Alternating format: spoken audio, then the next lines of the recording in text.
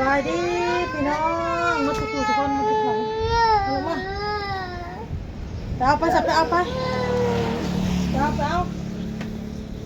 เอาให้อยากกินมักซาลีบอกกินข้าวก่อนอยากให้กินข้าวเอามาลูกจัดมาเอาแล้วก็น้ำมันอยากกับฮักของอันมันอยากกับมันกินแหละดีใจไปนั่งน้ำก็เป็นพ่นได้เลย น้ำก็เป็นพ่นบักซาลี่ก็เป็นพ่นแหกมาซาลีก็เป็นพ่นบ่ให้กินอยู่หรือให้กินอยากให้เพิ่นกินข้าวก่อนแม่นแหละถ้ากินอันอื่นแล้วก็แล้วข้าวบ่ได้กินเหมือนกันนะ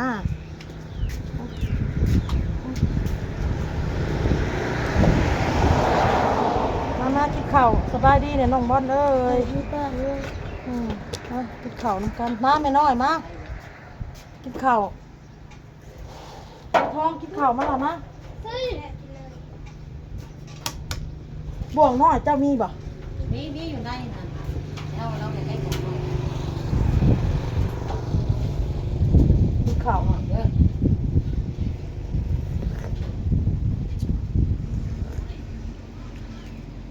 ของพี่อ้ายเป็นอะไรเป็นพุทธนูนน้ำแม่น้อยแบ่งกินน้องแบ่งน้ำมัน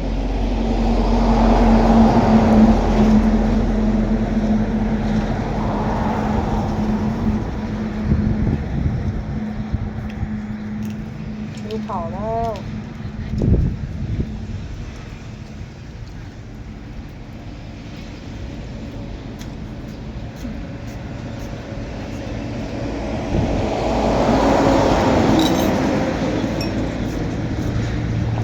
เด้อเผากันเด้อพี่น้อง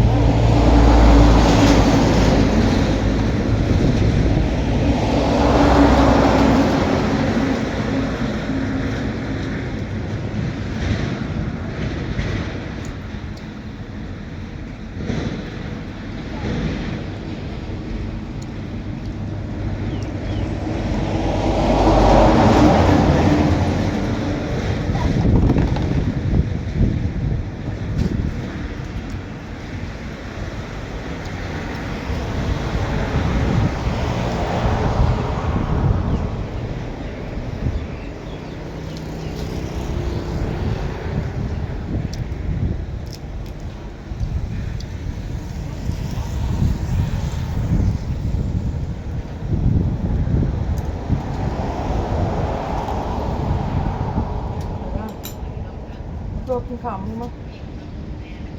ข้าวจ้ามเนี่ยกินขนมแรกอ้นมาซื้อข้าวเอาปลาทูมาปิ้ง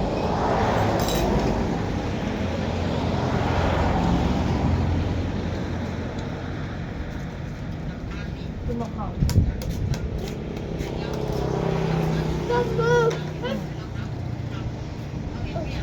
ถ่ายรูป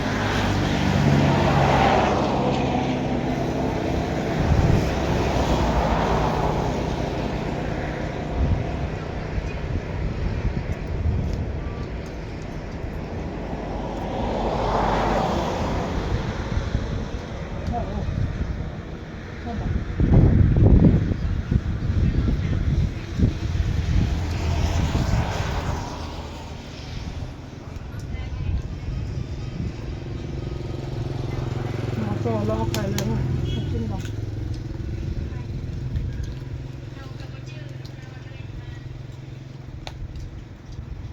อืมใจ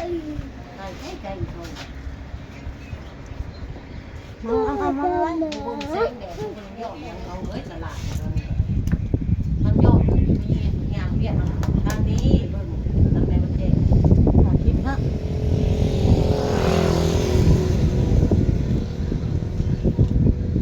โทรศัพท์เนี่ยผมจะได้ยินเสียงเนี่ย วันนี้พี่น้องอ้นก็สิมาจัดของพี่เลี้ยมต่อเลยพี่น้องเด้อ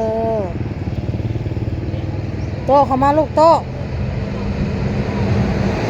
ลูกกายทางวัน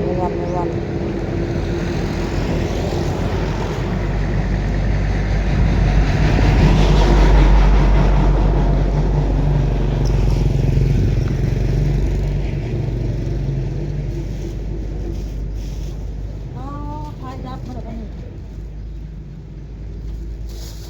ไฟดับเมื่อไหร่นี่ทองบอกไม่น้อยมาไหมจัดเครื่องได้อันเอาไปแจกพี่น้องของพี่เลี้ยมเดี๋ยวอ้นจัดของพี่เลี้ยมก้อนพี่น้อง200 บาทเป็นลูกน้อง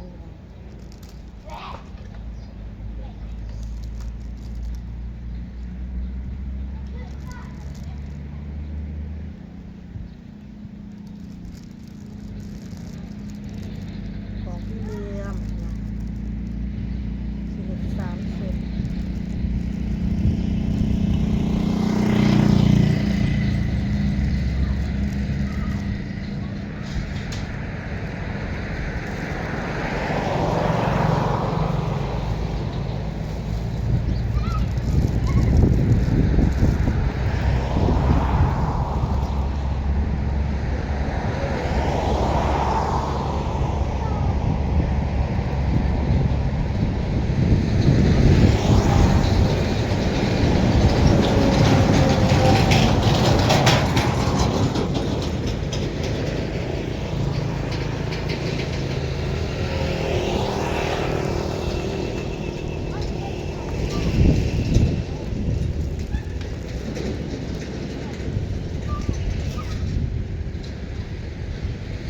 เดี๋ยวเราออกมาลูกคนมากแล้วก็เต้ย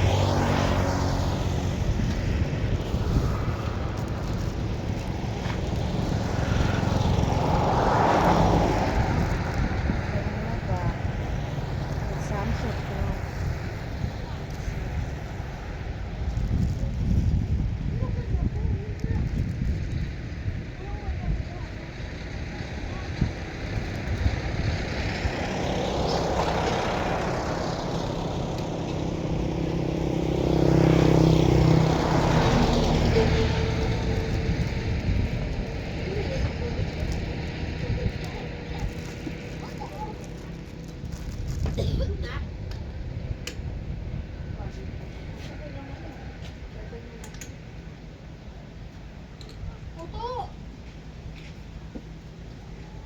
เห็ดแล้วก็สิพากันเอาไปแจกพี่น้องเอาไปแจกกันไม่น้อยพี่น้องเด้อ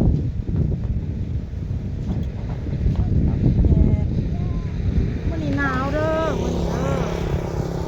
อากาศวันนี้เย็นอากาศเริ่มเย็นแล้วเริ่มหนาวแล้วโตมาพี่ลูกมาพี่มา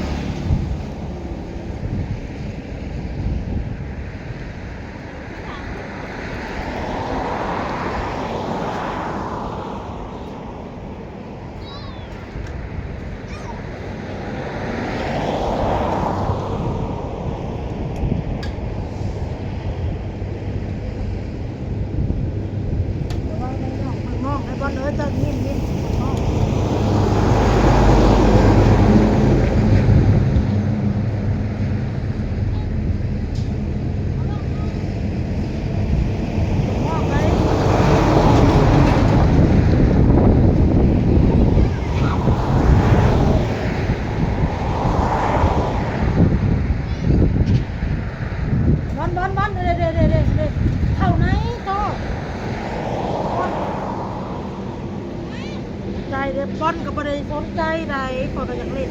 นะ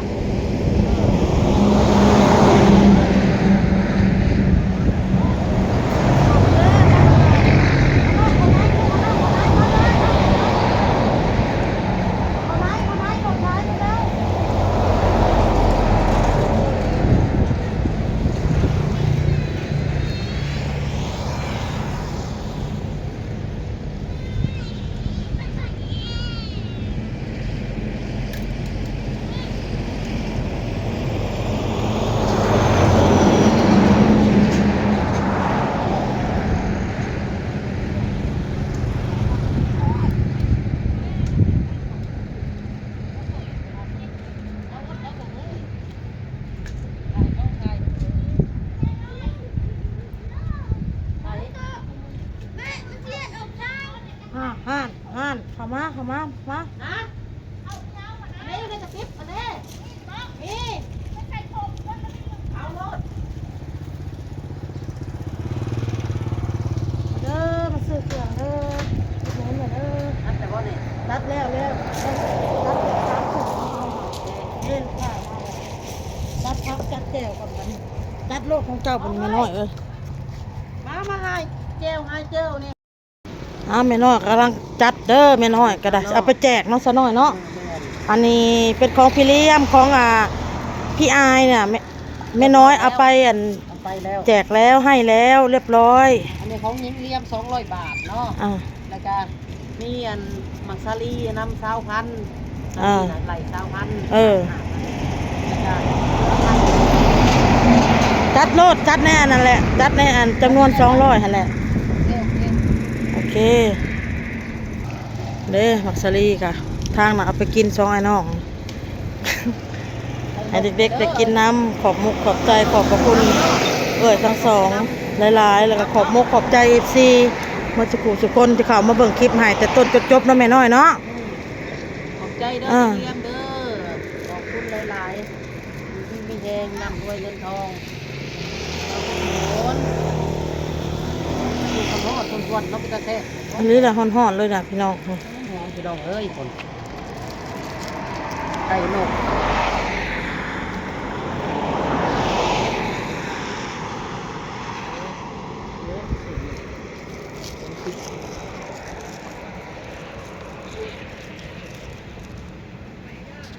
อัดไว้พี่น้อง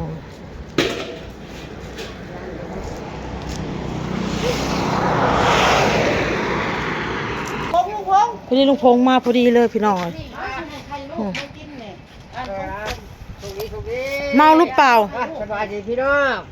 คนหาหนักคนแล้วทำหาเจ๊น้อยคนนี้แล้วให้เล่านี่บ่ให้เล่าน้ำแน่จักเล็กๆหน่อยนี่พร้อมพอดีเป็น22,000น่ะนี่เนาะพูดฟ้าสู้ให้พ่อหน่วยนึงเล่าแน่แล้วกับไข่นี่น้ำไข่ลูกทาน้ำเนาะเด้ออันนี้ของยิงเลี้ยมเด้อขอบใจแล้วแน่ขอบใจเด้อเจ๊ยิงเลี้ยมคนสวย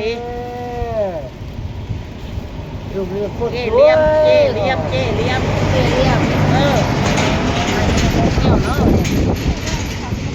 เดี๋ยวเขาจะเอาจามให้น้ำเขาจะเอาจามเพราะว่าเดี๋ยวจะเอาให้น้ำเพราะว่าเอาให้แล้วน้ำแน่เพราะว่าสี่เอาให้เราลูกพงเอาแล้วมาคู่มือกี่ดอกพี่น้องผู้ใหญ่พงน่ะเพราะว่าพี่อายให้มา300แต่เขาให้อ้นเก็บไว้ซื้อให้ลูกกิน200แต่อ้นแล้วก็แบ่งไปให้จักพอเท่ายังงานที่แม่น้อยเอาไปแจกกับผู้สื่อเราเนาะอ้นก็จัดให้50 บาทเลยให้ผู้ใหญ่พงน้ำแต่ว่าถ้าว่าละมามื้อหน้าอ้นก็สิให้เราอีกเพราะว่าพี่อ้ายเพิ่นบอกว่าเก็บไว้เอาไว้ถ้าว่าผู้ใหญ่พงเห็นเรามาบ่แบบคนเฒ่าคนแก่ที่แบบเขาไม่มีกินน่ะอ้นก็เอาให้เพิ่นบอกพี่อ้ายน่ะเอาให้เขาดิจัดถุงละ30เอาเนาะอันนั้นไปเลย20ก่อน จะจัดโลดในของเฮาจัดแล้วแล้วมีแต่จักแก้วของเฮา โอ ค่ะ เคโอเค เดี๋ยวตักแก้วก็จัดโลดเด้อแม่น้อยก็จัดแล้วเรียบร้อยแล้วอ้นก็จัดเรียบร้อยก็สิพากันไปย้ายเด้อพี่น้องเด้อ ให้ลูกเดี๋ยวย้ายคนละ2หน่อยพอดีงานเลยพี่น้องเด้อเอาเห็นคนไม่น้อยพี่น้องเนาะ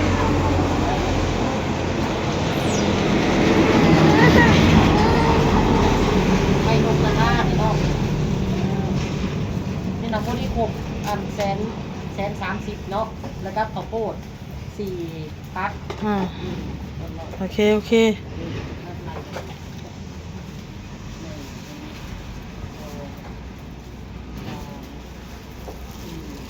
นี่